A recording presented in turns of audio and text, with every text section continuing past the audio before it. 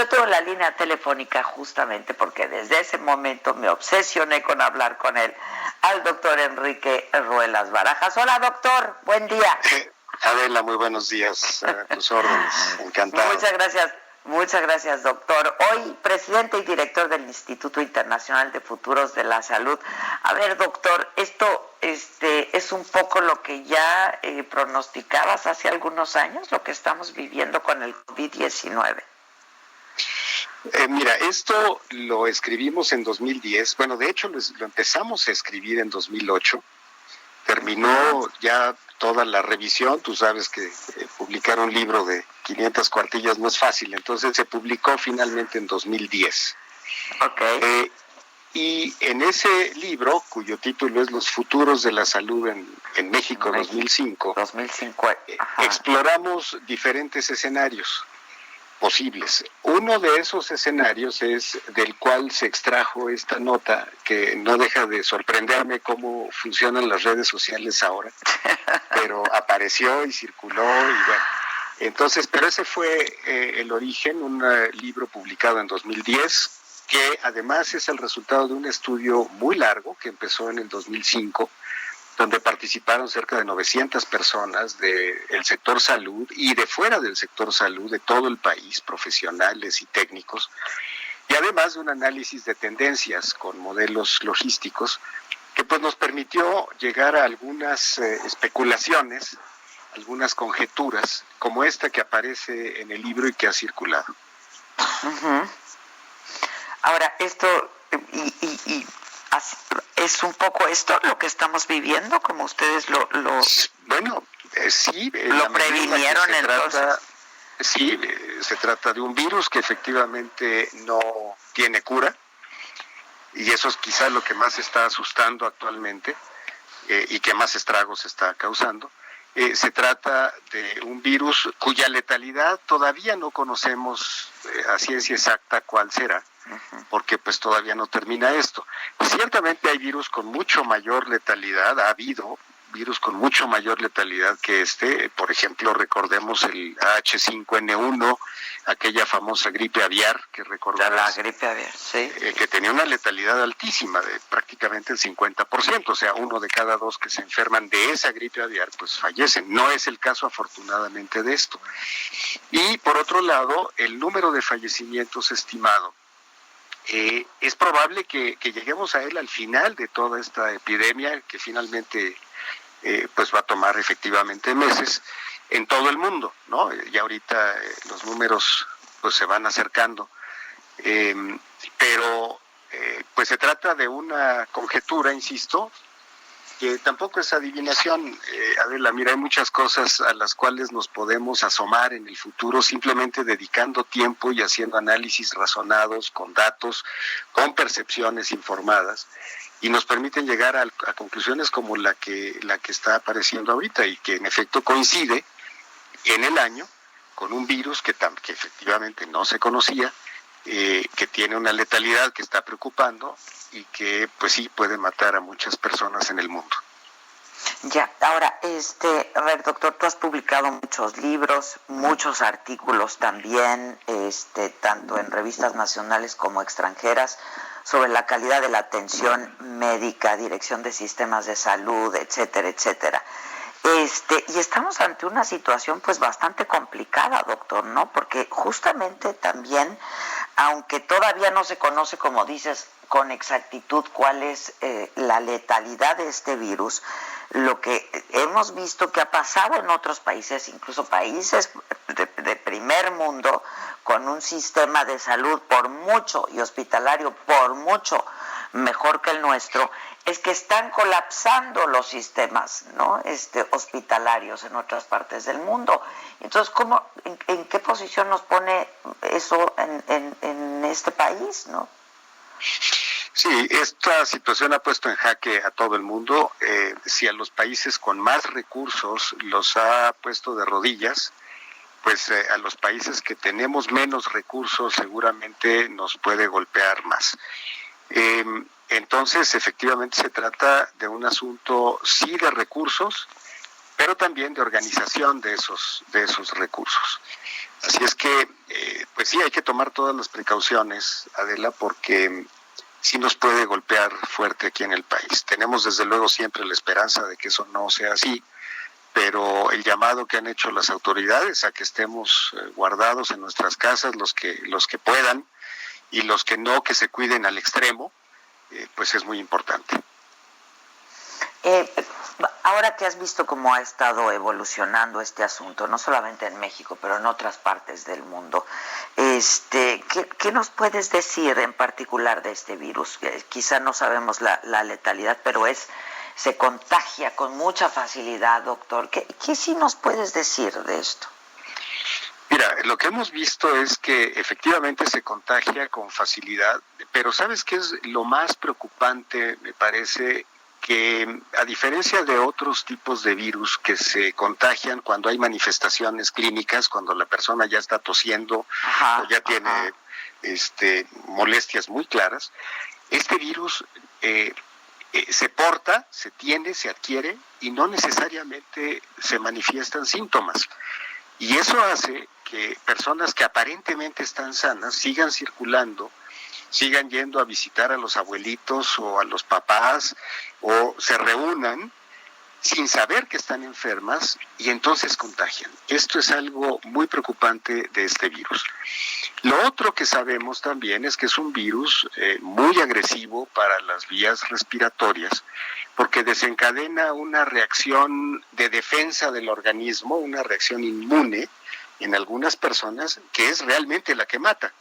No tanto el virus per se, sino la reacción que genera en la gente, que le produce una terrible inflamación en los pulmones, y eso finalmente va llevando a lo que llamamos los médicos una falla orgánica múltiple, porque es tal el daño en los pulmones que te empieza también a afectar riñón, hígado y bueno, deja de funcionar, ¿no? Crashean. Deja de funcionar, así es. Entonces, yo creo que esos son los factores que más temor están generando. No hay cura, el virus se contagia con relativa facilidad, pero sobre todo es un virus pues misterioso, porque hay gente que lo transporta sin saberlo y contagia, y finalmente la reacción que produce en el organismo puede ser muy fuerte. Es decir, este virus contagia aunque no tenga una manifestación, aunque sin síntomas, sí, asintomáticamente. Porque lo que habían estado diciendo es que no contagia hasta que no hay una manifestación, ¿no? Porque yo me acuerdo que se lo preguntaron al... Claro. Perdón, doctor, dime. Lo que ya sabemos es que sí puede ser contagioso de personas que no manifiestan ningún síntoma claro, ¿no? Okay. Entonces eso es lo peligroso, eso es parte del peligro de este virus. Por eso hay que cuidarse tanto. Y bueno, pues parece que lo único que verdaderamente ha mostrado efectividad en los cuidados es el aislamiento y el agua y jabón, ¿no, doctor?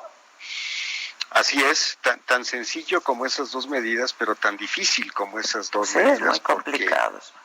Es muy complicado. Y con daños severos a las economías familiares y a las economías nacionales. Que esa va a ser otra pandemia, ¿no? O ya está siendo otra pandemia. Pues sí, así es.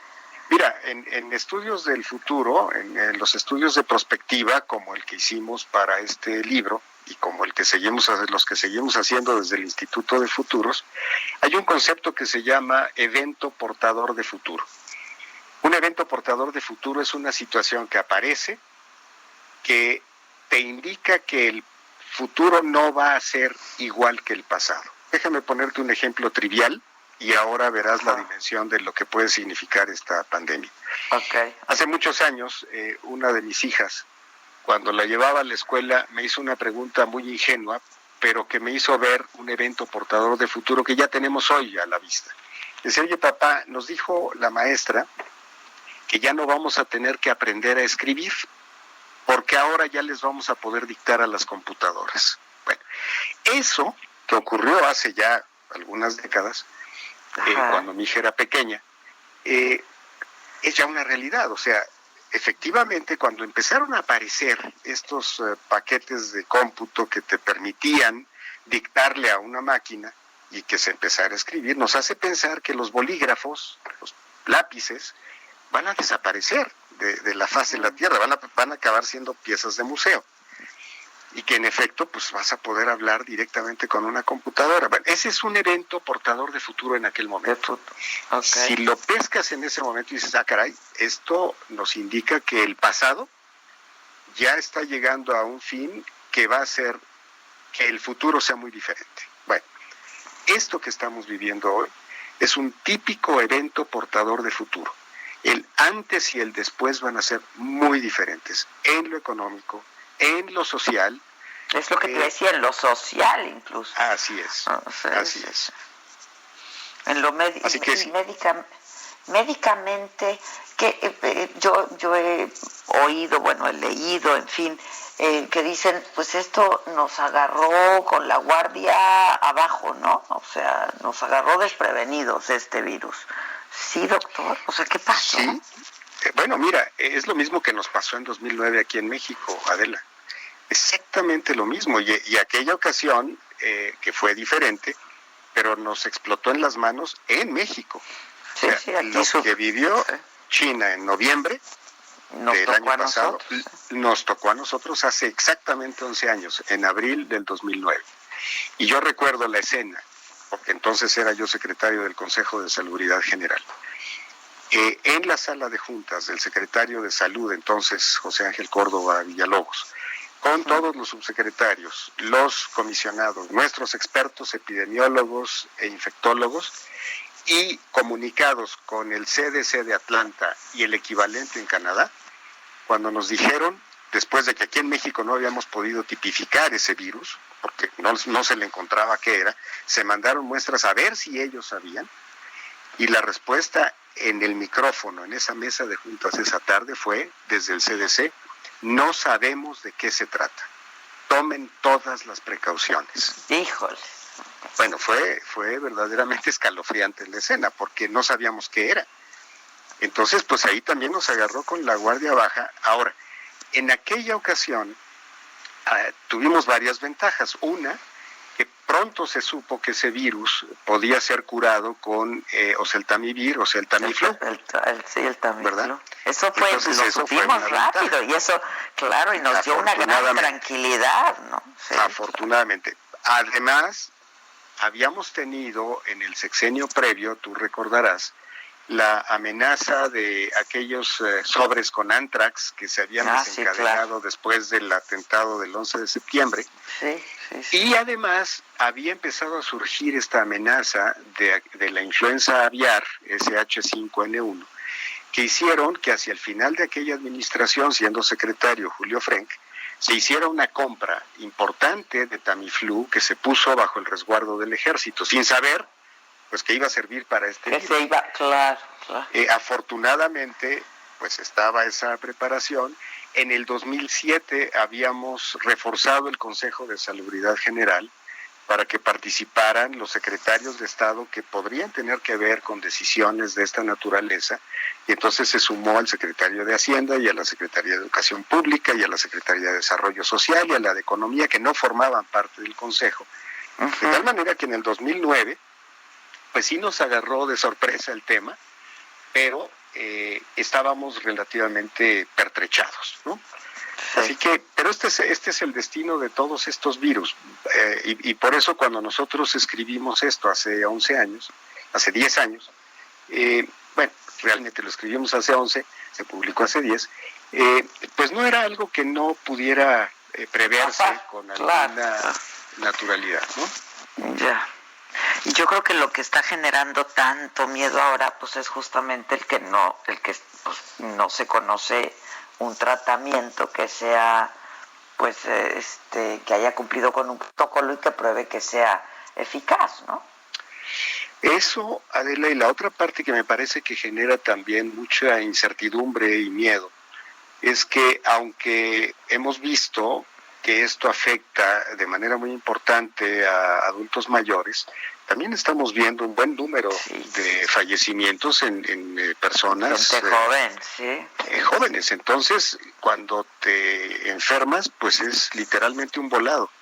Tú no sabes cómo va a reaccionar tu organismo y ante la carencia de un medicamento que pueda curar, pues esto se puede ir hacia una manifestación suave, sencilla, benigna o hasta la muerte, no. Y no lo sabes, ¿no? Está terrible eso, doctor, ¿no? La incertidumbre es terrible, pues cuánto sí. va a durar, porque estamos viviendo en una incertidumbre brutal, ¿no? Oye, entonces tú conoces bien a Hugo López-Gatell, doctor. Sí, cómo no, lo conozco bien, por supuesto. Oye, doctor, ¿qué es esto del método Centinela? Porque pues él sale a decir que, y lo dijo en una de estas conferencias que él encabeza, ¿no? Todas las noches, y dijo que el método Centinela quiere decir que multipliquemos por 8.2 el número de contagiados, casi como comentamos ayer, le restas 2, le multiplicas 1 y esos son los infectados, pero luego corrige la plana el secretario de Salud y dice que no se trata de eso, que muy probablemente será el número de infectados cuando pasemos y acabe todo esto. ¿Qué es esto del método Centinela? Porque no es algo que se sacaron de la manga ahora, doctor. No, en efecto, este es un método muy utilizado, se ha utilizado particularmente con influenza, y lo que significa es que imaginemos que hay, si se imagina tu auditorio una película del oeste donde hay un fuerte y está el vigía viendo que no los vayan a atacar, bueno, pues ese vigía es un centinela que desde ese puesto de visión puede estar detectando cuántas personas se acercan a atacar el fuerte. Bueno, si hacemos esa analogía, lo que ocurre es que tú designas algunas unidades de atención médica, centros de salud o unidades de urgencias o hospitales, que van a registrar cuántos casos se están recibiendo ya confirmados. Uh-huh. Y con base en ese número de casos y sabiendo qué tanto se reproduce esta enfermedad, tú puedes estimar estadísticamente cuántos más pueden estar enfermos a pesar de que no te hayan llegado a ese puesto. Ya, en este momento, ¿no, Juan? En este momento. En este momento. Okay. Y entonces existen estos centros centinela que detectan los casos que ya tienen manifestación, que ya se confirman, y a partir de eso estiman el total de números de pacientes o de personas que pudieran estar ya infectadas. Eso es lo que significa. Ahora, finalmente te pregunto, sé que me querrá ser prudente, pero sí te quiero hacer esta pregunta. ¿Qué piensa la comunidad científica? ¿Actuamos a tiempo en México? O sea, ¿actuó oportuna y pertinentemente? La verdad, doctor. Mira, a ver, te contesto de esta manera. Hace un momento te relaté lo que vivimos en aquella sala de juntas de la Secretaría de Salud en Lieja hace exactamente 11 años. Cuando escucho de pronto en estas fechas que dicen es que se actuó muy pronto, se actuó demasiado rápido, se tomaron medidas muy duras, entonces... Pues lo dijo López-Gatell, Bueno, mi reacción es decir, no solamente él, pero es algo que se comenta, ¿no? Entonces yo digo, a ver, me hubiera gustado que estuvieran allá adentro en esa sala de juntas, porque escuchando lo que escuchamos, viniendo del CDC de Atlanta, diciendo tomen todas las precauciones porque no sabemos de qué se trata. No me puedo imaginar, Adela, en aquella época diciendo, bueno, pero de todas maneras, mira, vamos a esperar. Si hay más muertos, pues entonces tomamos medidas, ¿no? Pues no es algo que puedas hacer éticamente, ¿no? O sea, no puedes esperar a que haya cuántos muertos para tomar medidas. Ni uno. Bueno, sí, claro. Entonces, en aquel momento se tomó la decisión que en ese momento se juzgó era la correcta con la información que se tenía en ese momento. Bueno, de la misma manera yo diría, yo hoy, ya no estoy en el gobierno desde hace varios años, yo no podría juzgar las decisiones que se están tomando. ¿Qué le toca hacer a los consultorios adyacentes a farmacias? ¿Qué le toca hacer a las compañías farmacéuticas? ¿Qué le toca hacer a las compañías que fabrican equipo? ¿Qué le toca hacer a las universidades, aunque ahorita estén paradas, pero tienen sus redes? Algunas de ellas incluso siguen funcionando con cursos a distancia. O sea, ¿qué le corresponde a la sociedad civil Y eso no lo estoy viendo. No sé si exista, pero la impresión que tengo, Adela, es que no se está viendo y lo percibo porque pues yo recibo muchas llamadas al día de personas que me dicen, oye, ¿qué hacemos? ¿A dónde acudir? ¿Con quién hablamos? O sea, hay cierto grado de incertidumbre que yo creo que podría mejorar. Entonces, eso a mí me encantaría. Es que eso también genera mucha incertidumbre. Pues sí. O sea, encima de todo lo que ya... Entonces, te digo, yo no podría juzgar las decisiones. Lo que sí puedo opinar es que yo no estoy viendo un plan de acción con una estrategia muy clara. Igual me podrían contestar, pues no lo estás viendo porque lo estamos enseñando nada más a ciertas personas. Bueno, está bien, ojalá, ¿no? Y no dudaría que lo tengan, pero bueno, pues, pero por eso lo que yo estoy percibiendo, pues no, porque mira, acaban de tomar decisiones las escuelas de enfermería y de medicina de sacar a sus internos de los hospitales, lo cual es muy correcto.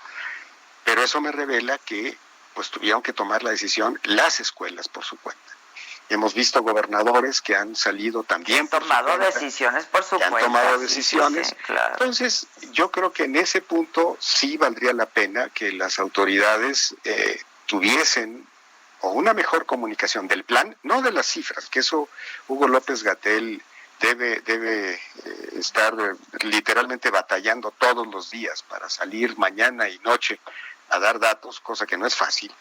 Entonces, bueno, él debe estar sumamente ocupado con eso y con las medidas directas enfocadas a la atención médica y a la detección, pero hay otros segmentos que no están teniendo la información que necesitarían para poder contribuir desde la perspectiva de lo que yo estoy captando. Sí, no, yo creo que eso está sin duda pasando, ¿no? Y eso te genera mucha inquietud y hay mucho desorden, hay desorden y eso pues lo percibimos todos. Finalmente te preguntaría, doctor, ¿por qué hay tanta incredulidad entre la gente y te dicen, es que veíamos las imágenes ayer en La Viga, ¿no? Y de veras no nos puede creer, pero es que también hay gente que dice, no hombre, eso no existe, yo no conozco a nadie que le haya dado, yo no conozco a nadie que esté enfermo, todos en mi familia bien, etcétera, etcétera. Y hay mucha incredulidad. Yo le decía a alguien hace un rato, bueno, es que acuérdense que aquí en México somos más de 120 millones, ¿no? Pues no necesariamente tienes que conocer a quienes están contagiados, pues. Pero no sé si no se está comunicando bien y me incluyo, ¿no? Porque me dedico a comunicar, si estamos haciendo algo mal, doctor. Sí, efectivamente necesitamos tener un poco más de información, pero déjame decirte, al mismo tiempo las sociedades somos muy escépticas de nuestros gobiernos, y hablo en plural porque eso pasa en todo el mundo, y tendemos a ser escépticos de situaciones que a veces nos amenazan. Déjame decirte, por ejemplo, y esto es increíble, pero en los Estados Unidos hay un porcentaje importante de la población, algo así como la sexta parte de los norteamericanos, que no aceptan, no creen que el Holocausto ocurrió. O sea, no lo aceptan. Tú sabes de este movimiento que propugna que la Tierra no es redonda, sino que es plana, ¿no?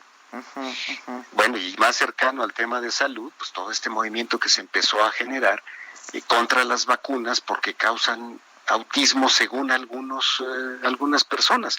Bueno, eso siempre va a ocurrir, razón por lo cual pues sí hay una necesidad de manejar mucho más información, mucho más clara, pero yo creo que aquí hay una variable, Adela, muy importante en donde ustedes juegan un papel fundamental. Y no solamente ustedes, la sociedad civil. Sí, como decía yo hace rato, hay mayor claridad en lo que deba corresponder a las academias de medicina, de pediatría, los colegios médicos, de enfermeras, luego a las tiendas de autoservicio, a los consultorios adyacentes de farmacia, a los medios de comunicación. Es que nos toca a todos en el marco de una estrategia claramente definida, eso ayuda también a que a través de las redes sociales, y no me refiero a la de los teléfonos, sino a las redes de las familias, de los amigos, de los parientes, que empiezan entonces a decir, oye, esto sí va en serio. Y sí hay que cuidarse, o sea, no es cuento. Eso también ayuda. Entonces, yo creo que hay que construir o reforzar esa otra parte de la comunicación, que no es la información que recibimos mañana y noche del subsecretario. Hay un componente adicional que es estratégico y que creo que hay que enfatizar. Ya. Doctor, pues muchas gracias, ¿eh? Te agradezco mucho. La verdad es que sí, a mí me llamó poderosamente la atención cuando leías este artículo y dije, bueno, pues esto se dijo hace 10 años. Como tú dices, bueno, para quienes nos dedicamos a esto, pues tampoco no, pues nos resultaba muy difícil pensar, ¿no?, un escenario de esta naturaleza.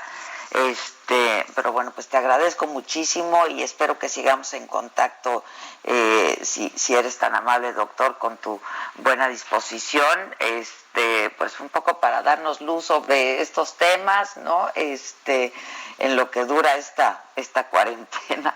Y muchas gracias de nuevo, ¿eh? Al contrario, Adela, muchas gracias a ti y estoy a tus órdenes. Muy buen día.